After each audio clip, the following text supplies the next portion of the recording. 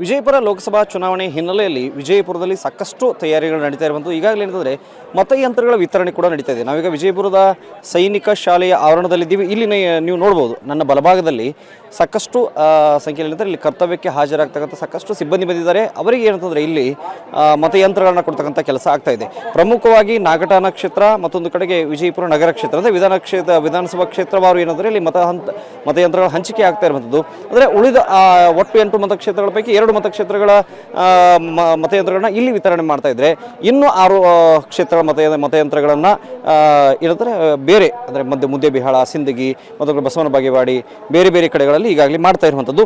ಇಲ್ಲಿ ನಾವು ನೋಡ್ತಾ ಇದ್ರೆ ವಿಜಯಪುರದಲ್ಲಿ ವಿಪರೀತವಾದಂಥ ಬಿಸಿಲು ಅನ್ನೋ ಕಾರಣಕ್ಕಾಗಿ ಈ ಬಾರಿ ವಿಶೇಷವಾದ ವ್ಯವಸ್ಥೆಯನ್ನು ಮಾಡಲಾಗಿದೆ. ಪ್ರತಿ ವರ್ಷ ಏನಂದರೆ ಓಪನ್ ಆಗಿ ಈ ರೀತಿಯ ಕೌಂಟರ್ಗಳನ್ನು ಮಾಡಿ ಓಪನ್ ಆಗಿ ಏನಂದರೆ ಮತಯಂತ್ರಗಳ ವಿತರಣೆ ಆಗ್ತಾ ಇತ್ತು. ಆದರೆ ಈ ಬಾರಿ ಪೆಂಡಲನ್ನು ಹಾಕಿದ್ದಾರೆ. ಯಾಕಂತ ಕೇಳಿದ್ರೆ ವಿಜಯಪುರದಲ್ಲಿ 43ರವರೆಗೂ ಏನಂತಂದರೆ ಬಿಸಿಲಿನ ತಾಪಮಾನ ದಾಖಲಾಗಿರುವಂಥದ್ದು. ಹೀಗಾಗಿ ಏನಂತಂದರೆ ಇಲ್ಲಿ ಬಿಸಿಲನ್ನು ತಡಿಬೇಕು, ಮತ್ತೊಂದು ಕಡೆಗೆ ಬಿಸಿಲಿನಿಂದ ಅಡ್ಡ ಪರಿಣಾಮಗಳಾಗ್ತಾ ಇರೋದ್ರಿಂದಾಗಿ ಇಲ್ಲಿ ಕರ್ತವ್ಯಕ್ಕೆ ಹಾಜರಾಗಲು ಬರ್ತಕ್ಕಂಥ ಸಿಬ್ಬಂದಿಗಳು ಯಾವುದೇ ರೀತಿಯ ತೊಂದರೆ ಆಗಬಾರ್ದು ಅನ್ನೋ ಕಾರಣಕ್ಕೆ ಈ ರೀತಿ ಪೆಂಡಲ್ನ ವ್ಯವಸ್ಥೆ ಮಾಡಿದ್ದಾರೆ, ನೆರಳಿನ ವ್ಯವಸ್ಥೆ ಮಾಡಿದ್ದಾರೆ, ಮತ್ತು ಕುಡಿಯುವ ನೀರಿನ ವ್ಯವಸ್ಥೆ ಎಲ್ಲವೂ ಕೂಡ ಇಲ್ಲಿ ಆಗಿರುವಂಥದ್ದು. 2086 ಏನಂತಂದರೆ ಮತಗಟ್ಟೆಗಳು ಜಿಲ್ಲೆಯಲ್ಲಿ ಇರುವಂಥದ್ದು. ಆ ಎಲ್ಲ ಮತಗಟ್ಟೆಗಳಿಗೆ ಹೋಗ್ತಕ್ಕಂಥ ಮತಯಂತ್ರಗಳಿದ್ದಾವೆ. ಏನಂತಂದರೆ ಈ ಕೇಂದ್ರಗಳಿಂದಲೇ ಸರಬರಾಜು ಆಗ್ತಾ ಇರುವಂಥದ್ದು. ಇಲ್ಲಿ ಏನಂತಂದರೆ ಮತಯಂತ್ರಗಳ ಬಗ್ಗೆ ಒಂದಿಷ್ಟು ಮಾಹಿತಿ ಕೊಡ್ತಕ್ಕಂಥ ಕೆಲಸ, ಮತ್ತೊಂದು ಕಡೆಗೆ ಹೆಚ್ಚಿನ ಮಾಹಿತಿ ಏನಾದರೂ ಬೇಕಾದರೆ ಇಲ್ಲಿ ವಿಚಾರಣೆಯನ್ನು ಸಹ ಏನಂದರೆ ಸಿಬ್ಬಂದಿಗಳು ಮಾಡಿಕೊಳ್ಬೋದು. ಅವರಿಗೆ ಮಾಹಿತಿ ಕೊಡ್ತಕ್ಕಂಥ ಕೆಲಸ ಕೂಡ ಇಲ್ಲಿ ಆಗ್ತಾ ಇರುವಂಥದ್ದು. ಈ ಸಂಬಂಧಪಟ್ಟಂತೆ ಮಾತನಾಡೋದಕ್ಕೆ ನಮ್ಮ ಜೊತೆಗೆ ಜಿಲ್ಲಾಧಿಕಾರಿಗಳಿದ್ದಾರೆ, ಅವ್ರನ್ನೇ ಮಾತನಾಡ್ಸೋಣ. 7ರಂದು ನಮ್ಮ ವಿಜಯಪುರ ಜಿಲ್ಲೆಯಲ್ಲಿ ಮತದಾನ ನಡೆಯಲಿದೆ. ಮತದಾನ ಸಂಬಂಧವಾಗಿ EVM ಮೆಷಿನ್ ಮತ್ತು ಇದರ ಸಾಮಗ್ರಿಗಳನ್ನು ಆಯಾ ಮತಗಟ್ಟೆಗಳಿಗೆ ತಲುಪಿಸುವ ವ್ಯವಸ್ಥೆ ಇವತ್ತು ಜಿಲ್ಲೆಯಲ್ಲಿ 7 ಕೇಂದ್ರಗಳಲ್ಲಿ ನಡೀತಾ ಇದೆ. ಇದಕ್ಕೆ ನಾವು ಮಸ್ಟ್ರಿಂಗ್ನ ಹೇಳ್ತೀವಿ. ಸೊ ಈ ಮಸ್ಟ್ರಿಂಗ್ ಕೇಂದ್ರಗಳಲ್ಲಿ ಚುನಾವಣಾ ಸಿಬ್ಬಂದಿಗಳು ಅವರವರ ಮತಗಟ್ಟೆಗೆ ಸಂಬಂಧಪಟ್ಟ EVMಗಳು ಸಾಮಗ್ರಿಗಳನ್ನು ಸೂಕ್ತ ಪೊಲೀಸ್ ಬಂದೋಬಸ್ತೊಂದಿಗೆ ಮಧ್ಯಾಹ್ನ ಮೇಲೆ ತಗೊಂಡು ಸಂಜೆ ಒಳಗಡೆ ಅವರು ಮತಗಟ್ಟೆಗಳಿಗೆ ಹೋಗಲಿದ್ದಾರೆ.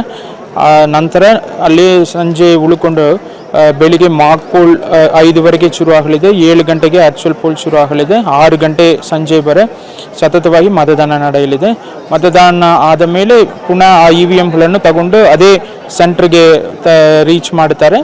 ನಂತರ ಎಲ್ಲವನ್ನು ಒಟ್ಟುಗೂಡಿಸಿ ವಿವಿಧ ತಾಲೂಕುಗಳಿಂದ ನಮ್ಮ ಕೇಂದ್ರ ಸ್ಟ್ರಾಂಗ್ ರೂಮ್ ಆಗಿರುವ ಸೈನಿಕ್ ಸ್ಕೂಲ್ಗೆ ತಗೊಂಡು ಬಂದು ಸೂಕ್ತ ಪೊಲೀಸ್ ಬಂದೋಬಸ್ತೊಂದಿಗೆ ಡೆಪಾಸಿಟ್ ಮಾಡುತ್ತಾರೆ. ವಿಪರೀತವಾದ ಬಿಸಿಲು ಸರ್, ಹೆಂಗೆ ವ್ಯವಸ್ಥೆ ಆಗಿದೆ ಸರ್ ಈ ಡ್ಯೂಟಿ ಮಾಡೋರ್ಗಾಗಿರುತ್ತೆ? ಸೊ ಡ್ಯೂಟಿ ಮಾಡುವವ್ರಿಗೆ ತಾವು ಇಲ್ಲಿ ನೋಡ್ತಾ ಇದ್ದೀರಿ, ನಾವು ಟೆಂಟ್ ವ್ಯವಸ್ಥೆ, ಶೇಡ್ ವ್ಯವಸ್ಥೆ, ಕುಡಿಯುವ ನೀರಿನ ವ್ಯವಸ್ಥೆ ಎಲ್ಲ ಮಾಡಿದ್ದೀವಿ. ಈವನ್ ಫಸ್ಟ್ ಏಡ್ಗೆ ಒಂದು ಹೆಲ್ಪ್ ಆದರೆ ಫಸ್ಟ್ ಏಡ್ ಸೆಂಟರ್ ಕೂಡ ಒಂದು ಮಾಡಿದ್ದೀವಿ. ಅದೇ ರೀತಿ ಮತಗಟ್ಟೆಗಳಲ್ಲಿ ಕೂಡ ಶೇಡ್ ಕೊಡುವ ವ್ಯವಸ್ಥೆ ಆಗಿದೆ, ಬೆಂಚಸ್ ಕೂತ್ಕೊಳ್ಳೋಕ್ಕೆ ವ್ಯವಸ್ಥೆ, ಕುಡಿಯುವ ನೀರಿನ ವ್ಯವಸ್ಥೆ, ಫಸ್ಟ್ ಏಡ್ಗೆ ಆಶಾ ಕಾರ್ಯಕರ್ತರು ಹಾಗೂ ಇದರ ಹೆಲ್ತ್ ಆರೋಗ್ಯ ಇಲಾಖೆ ಸಿಬ್ಬಂದಿಗಳು ಹಾಕಿದ್ದೀವಿ. ಅವರ ಹತ್ರ ORS ಪ್ಯಾಕೆಟ್ಗಳು ಮತ್ತು ಇದರ ಮೆಡಿಸಿನ್ಗಳನ್ನು ನಾವು ಕೊಟ್ಟಿದ್ದೀವಿ. ಸೊ ಏನೂ ಸಮಸ್ಯೆ ಆದರೂ ಫಸ್ಟ್ ಏಡ್ ಕೊಟ್ಟು ಅವರಿಗೆ ಒಂದು ಧೈರ್ಯ ತುಂಬ ವ್ಯವಸ್ಥೆ ಮಾಡಿದ್ದೀವಿ. ಅದೇ ರೀತಿ ಗ್ರೂಪ್ ಆಫ್ ಮತಗಟ್ಟೆಗಳಿಗೆ ಒಂದು ಡಾಕ್ಟರ್ ಮತ್ತು ಒಂದು ಆಂಬುಲೆನ್ಸ್ ಕೂಡ ನಾವು ಮೀಸಲಿಟ್ಟಿದ್ದೀವಿ. ಪ್ರತಿ ಮತಗಟ್ಟೆಯಲ್ಲೂ ಈ ವ್ಯವಸ್ಥೆ ಇರ್ತದೆ? ಪ್ರತಿ ಮತಗಟ್ಟೆಯಲ್ಲಿದೆ.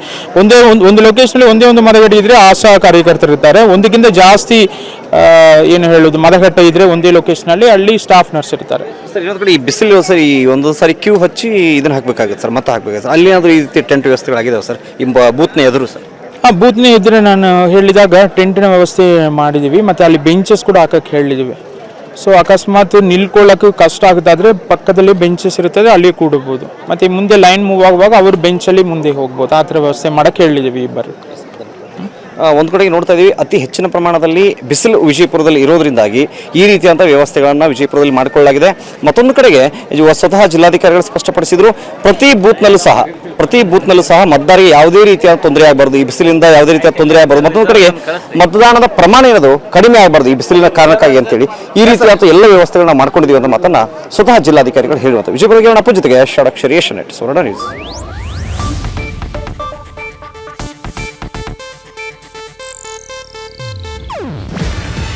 ಇದು ಏಷ್ಯಾನೆಟ್ ನ್ಯೂಸ್ ನೆಟ್ವರ್ಕ್ ಪ್ರಸ್ತುತಿ.